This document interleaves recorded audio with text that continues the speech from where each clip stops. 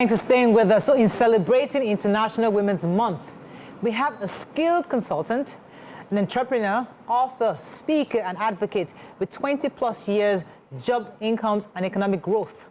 She truly believes in the transformative power of education in achieving other sustainable development goals. Welcome with us, Olarenwaju Oniyitan, to the show. Thank you for having me. Good to have you. Our first International Women's Month. You know, yes, so we're really excited to have you on. I'm so excited. So before we go into your career, what you do, this thing that we talked about earlier, language, what are your thoughts on this issue of language? So I was so excited hearing you ladies talking about language, and for me, language is really, really critical. And coming from Kwara State, where they tell us that we are confused whether we speak Hausa or Yoruba, it's important for you to know where you're from and to be enshrined in your culture. Yeah. So language for me is critical. It gives you identity. It helps you to communicate. It also grounds you in your culture. So it helps you to really broaden your perspective on how you appreciate things. So I really do agree that we should teach our children. But I'm also guilty. Oh, yes. I wanted to go there. So I'm not guilty. So my kids, so I tell people that there are children that do not have an ear for languages. Yes, I know. And you know, sometimes if you understand education, sometimes it might be maybe that they're dyslexic and they don't pick certain languages. And so it might not be the fault of the parent. You also need to try and understand your child, even though we're trying to get them to understand the language. It's also good to understand and put an extra effort so that they can pick up the language. Because French, English, they are doing a lot of things in school. English, French, Yoruba, and the child sometimes might just mix. Have you heard children that speak a sentence, there's English, Yoruba, Hausa, it's because of... All right, let's talk about your career. We know you're doing so many things. Your education is core for you. How did you get into this line of business that you do? Okay, so because I wear so many hats, I tend to explain to people that I'm a change agent that has a deep passion for creating jobs, wealth, income, and economic growth. But all that I do is rooted in the power of education. I express myself through my consulting business, Holistic Business Solutions, where I work as a business consultant. But I also run a nonprofit organization called SEED. And SEED is Sustainable Education and Enterprise Development. And that is because of my passion for education. But I also, like I said, I express myself. I sit on the board of a microfinance bank. And I do a lot of things around business. But my core passion is in education. And it is because I tell people education saved my life. If you put it that way, I lost my mom when I was 10.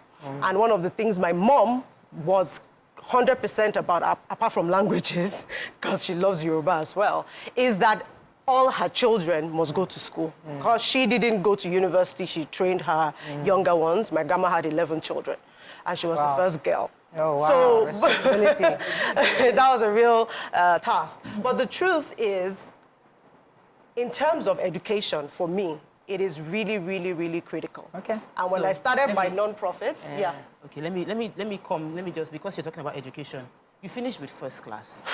As in, I know the ones that we look at, Efficos. as in, just they read first class, then you now went to do your postgraduate, finish with distinction. You alone. So there's a misconception that, oh, those that did first class, they're so bookish. But you have also displayed in your CV that you do, it's not just about the book. There are other things. You have this holistic life. Can you break down how you were in school, and were you extremely bookish, or it was just a natural thing for you, and how you've been able to now balance it by having a more holistic life? I tell people that I'm not the typical first class student. So I had people in uni that could bet that I was going to finish with the third class. That's how much I was in town. So people that were not in my department are like, Larry, Larry is a town girl now. How? Which book? I mean, if they give her third class, they even dash herself. You know. So, but it's really. I tell people it's about strategy. It's about understanding. Because I told you I lost my mom when I was 10, and education saved my life. So I had to leave a big private school to go to a missionary school in Ibadan, because my mom was the one that was really, sending us to big private school. My dad was about I got scholarships all through. Me, I don't know about this big private school, this big money. So my dad wanted me to go to Model College or all those colleges, but my mom put us in a big private school. And when she died, I had to go to a missionary school in Ibadan. And for me, it was, I need to get a job when I'm finished with university. What is this first class thing? Because those days, remember those stories when they talked about, you know, when you finish school, if you finish with the first class, employers will be waiting at the gate, give you work. So for me it was, what is this first class? How do you get it? And I learned about the GPA system. So for me, first class for me was strategy, because I had C's. For me, I calculate my GP every semester. And I simulate my result. In school, I knew how to use Excel. So I would simulate my result every term. In this course, I'll get C. I went to Babcock University. We're doing Christian courses. All my Christian courses were C's because they were based on Bible. You know, Babcock is a Seventh-day Adventist, so the curriculum, so I just pass it, don't fail. I had C's in our Greek, in some other courses, because they were 1 unit, 2 unit courses, and I understood how to get a first class. So you picked your battles. I picked my battles, and I ensured that all of those battles I got A's. And when they were like, oh, you did it in Babcock. Babcock is a private school.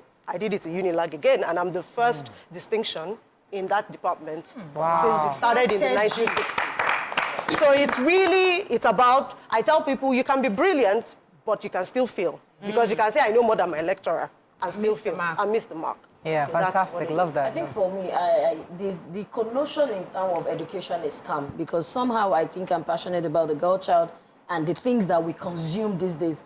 And I also owe it to the fact that I think a lot of women are still not coming out to give their success stories from the angle of education. It feels that when you see that big name, oh, she must have gotten there somehow. It could have been a crooked way. Oh, it's wrong. Oh, she had somebody. Sponsor. So if you do not have somebody or have nobody, how can you really put your head down in education and still maintain, because you mentioned, they said I was in town, and still maintain being in town? Like my people say, ma babi je, ma babi yeje. So you want to get a distinction in education and you also want to be in town. So how can women of nowadays, talking about the International Women's Month, how can we juggle? What are we supposed to do right to at least get our acts together? And I'm happy you mentioned this. I remember when, just recently on LinkedIn, a few months ago, Unilag had their convocation. And there were, you know, I think you had one of them on your show, the lady that finished her PhD. PhD. Yes. And I was on my LinkedIn page talking about it and saying, please, let's stop talking and saying education is a scam. It is not. We need to promote excellence in everything. Excellence in education, excellence in your career, excellence in doing whatever you're doing. And that is what I take into my career. When I was working, my first job was in KPMG. I got a double promotion because I stuck to what I was doing and I was able to balance that. Even in the office, they're like, oh, when there's a party, they call Larry because Larry is the one in town. And they're like, how do you correlate this person with this person that, you know? But you can have that. But I say find your rhythm. I don't like to call it balance, but you can find your rhythm because there's no true. No balance. So I love what you're saying, and I love your personality, because sometimes we like to put people in a box. If you are a first-class graduate, you should act a certain way. You should be a certain way. You should speak a certain way. If you are like the third class and the pass and maybe 2-2, this is your life. This is how it should be. But you are a living example of you can be this and you can be that, and I like it. So let's go to your books. You are also an author. Yes. So you have a couple of books, which I think one of them is dealing with children and entrepreneurship. How did you decide to write books, especially for children? Okay, so that's a good story. So I'm a mother of twins. And welcome to the club. Thank you. So my mom, you know, I told you my mom, she didn't go to school, but she was a market woman. So she was like, Yoloja, Lagos Island. I used to sit on top of money, tie wrapper somebody. So my mom had 2 shops in Alade, 2 shops in Tejosho, 2 shops in the island. She was Yoloja somebody, I'm daughter of a businesswoman. And so that's why I decided to go to university to study business. And I grew up being entrepreneurial. It was natural to me. Even in school, while doing all of those things, I ran about 4 businesses. So by the time I had my girls, and I was like, I need to teach these children how to do business. So I started looking for books. that they can read about businesses. And all the books I saw were international books: dog walking, snow packing, babysitting, rishi. And I'm like, what's this? You don't do this thing in Nigeria now, you know? So I started creating worksheets, you know, to be able to put them through and, you know, get them, you know, understanding the concept of business. And one day I looked at all of the resources. A friend came and she saw it. She was like, Lion, why are you keeping all these things to yourself? This is a book now. And I decided that, okay, you know what? Let's put this into a book and then share this with others. And that's how Minipreneur was born. And my kids started their business at age 7. Wow. And just like me, they have the non-profit mindset. The idea of their business then was to, you know, raise funding to send other less privileged children to school. So they ran their businesses before they went to boarding school for secondary school. They ran their businesses throughout primary school, and they raised funding.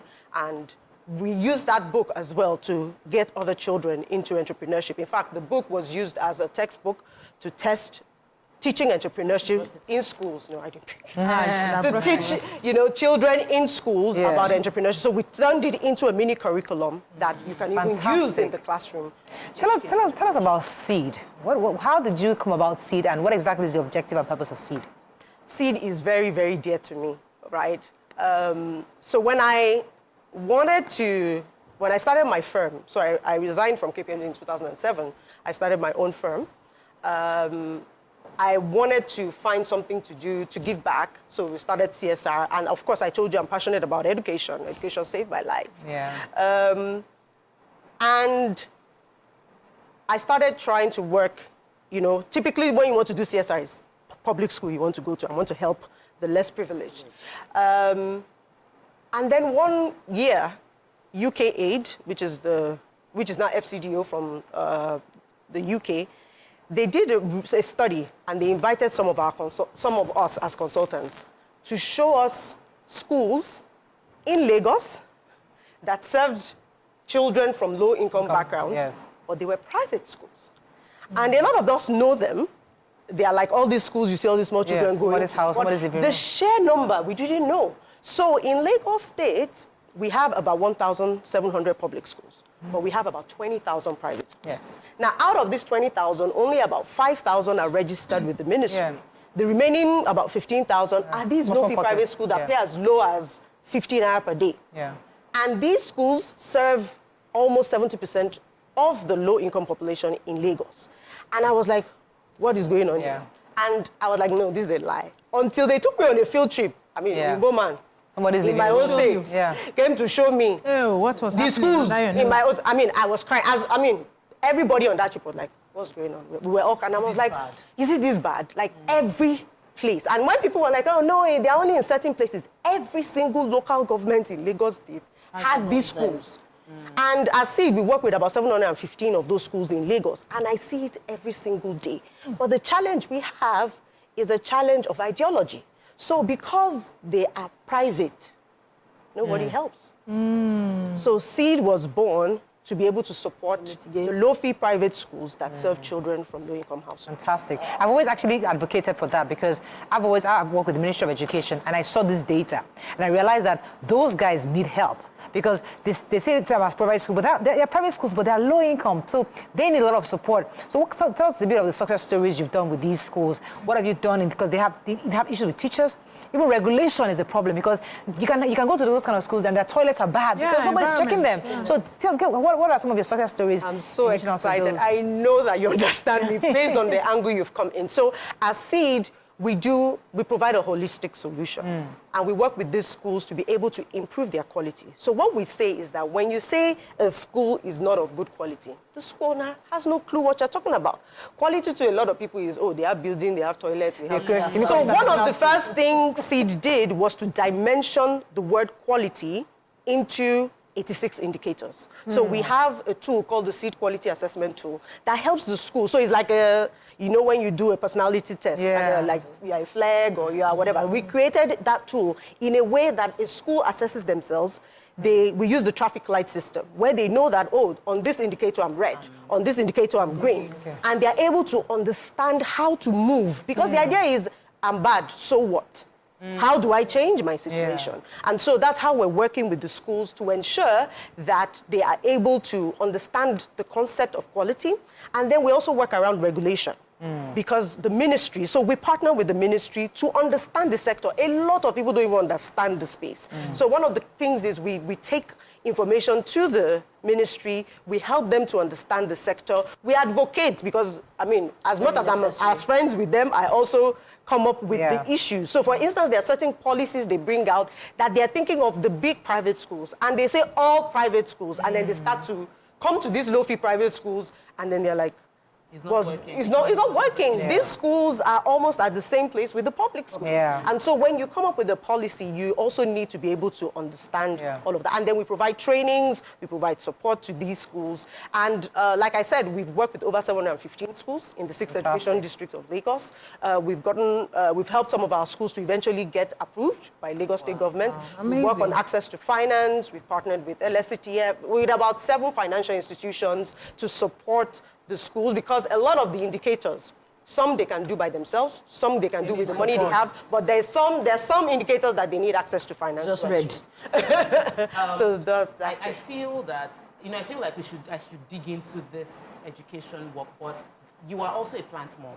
And Mariam is not on the show to talk about the green, circular economy, the importance of having plants. And I think it's so important as women because, if a woman when a woman is healthy, when a mother is healthy, the entire family is healthy. When a mother or a woman becomes aware, the entire family becomes aware. So I want you to make us more aware. It's the month we're celebrating you as a woman about why being a plant mom, what are the advantages and all those good stuff. Things. Okay, so I'm going to split this into 2 conversations. There's being a plant mom as someone that, that collects plants and green and ensuring that you have a green environment. And then there's also the plant mom that grows herbs for the kitchen. I like that one. So, I mean, I'll start with the other side, which is, ensuring that you understand that climate change is real.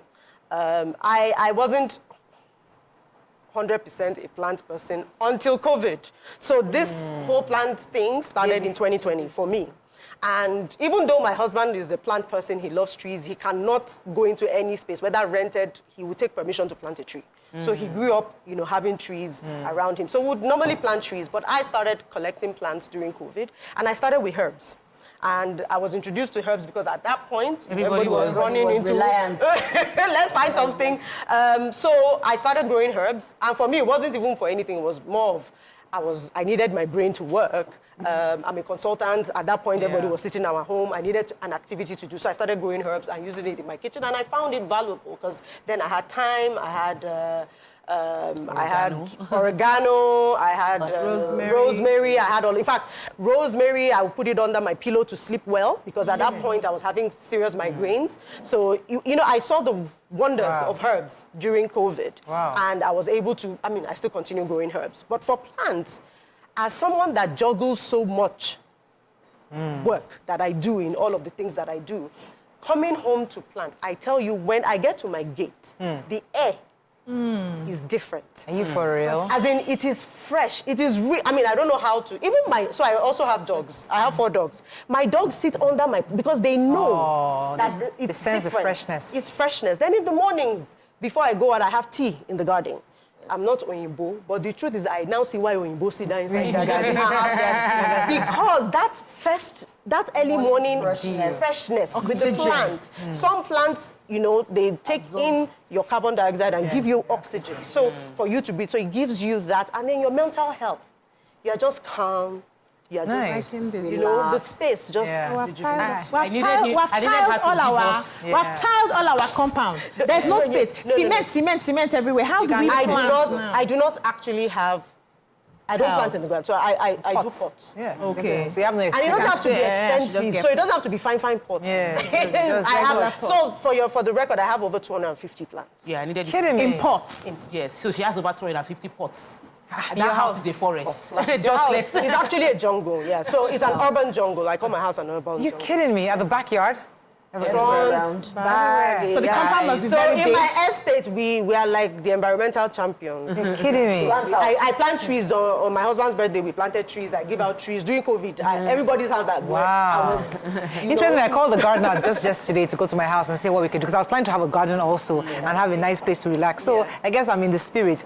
But because of time, what's next for you? I mean, we're celebrating women and we're happy. You're doing so many things, and we're proud of you. What's next? Are you still going to just be doing more of this, your consultancy work, or is there a new big thing that we should be expecting from you? Oh, the seed is the next big thing because I just, I'm in a phase in my career. I turned 40 2 years ago. And my 40s decade has been dedicated to focusing on education. Yeah. It's my time to give back. And for me, what I see is by the time I'm 50, I want to have impacted over 20,000 schools and 1 million children. That's nice. And that's the goal. That's the North Star till I'm 50. And if I achieve it before 50, then maybe something You're going to else. upgrade. Yes, so quick one before we go. What's your typical day like? Tell us. Curious. Okay, so my typical day has probably been planned 4 weeks ago because my schedule gets filled by different things. But my typical day starts with, of course, the gardening. I get them because just for my head to get clear, and then I get to work. I actually live outside Lagos, so I get to commute to work. You have little kids that you have to take So care my of. twins are in boarding school because of Finished the work. So that's why you have time for gardening now. You can't be doing gardening when you're carrying so much. That's why there's time and seasons. Yeah. So at some point, I was almost like a full housewife. Yes. I had to give up a lot to be able to be home with them. And like I tell people, my kids, they did year 6. They didn't skip anything. They were almost 12 before they got into GS1. They were trained. I mean, I was comfortable putting them in boarding school. And They were ready. they were mature. So at this new season, I'm happy to really focus. So what do you do for self-care? What do I do for self-care? Yeah. Oh, I love dancing. You like dancing? It sounds like I'm not the typical. I love that. So if you look at me, so one day, quick joke. One day, someone was looking to find me on social media, and they mistakenly went to my Instagram page. Mistakenly. And they were looking for the LinkedIn Larry, which is the serious girl. Corporate girl. Sorry, I think maybe they have 2 names. Larry Oniyitan, I like 2 people. What they are seeing Because is... every time I'm dancing, I'm doing one thing. Me and my kids, we love doing TikTok. If you see me, We're going to go check you out on Instagram. What's your handle? Larry. So we're definitely going to check you out. Oh, cool. Well done. So we're so happy. What are you doing for International Women's Day on Friday? On Friday, I'll be speaking at Impact Her conference. Oh, yes. Talking business, serious Larry side. I quickly want to go back to your name, Olarenwaju, is for the male gender. Typically, how did you survive? Talking about we started from names. That was one of the blessings to my life. You know that as women, one of the things we have is that barrier. And as a consultant, I started my business at age 24. And people did not take me seriously. I mean, you trying to advise someone that's been in business for 20 years and you're 24. In fact, one day someone told me, Larry, my business is older than you. What are you coming to tell me? But one thing that name had done for me is that it has opened doors. I've sent emails and they have said, sir, and I won't say anything. I mean, they will have given me the contract before I appear. And I say, oh. They said, where's your boss, the Mr. Olarenwaju? I said, no. It's me. Interesting. Right here. We have to, that's actually Michelle's name, Olarewaju, and I think I'm going to start using it for her now. That's all we can take on today's show. Thank you so much. It was a pleasure having you on the show. Thank you so much. Have a great day, guys. See you tomorrow. Bye for now. All right. Bye-bye.